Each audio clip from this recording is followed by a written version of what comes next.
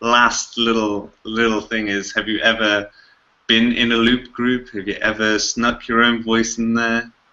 No, but I have attempted some loops just to feel what it felt like. It's strange because I feel like I have all this knowledge from having done it, and I will say that when you actually are the person on the microphone staring at the screen and hearing the beeps and watching the line go across, it's very disconcerting, and it's uh, so I have sympathy for the actors that do it because where I sit, I'm giving all this, to me, what it seems clear advice, and I understand why we call it red light fever when you're actually the person having to record. The same goes for a musical instrument. When you know the red light's on and you're actually recording, there's something that can seize up and make you not operate how you normally would. So, but I have been used in the backgrounds on some animations where they needed an extra person shouting or something. So I have snuck in that one.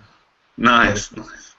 But it's a tough thing to do, and I can't. And that's me trying to do it with somebody else's picture. You have to imagine doing it watching your own face.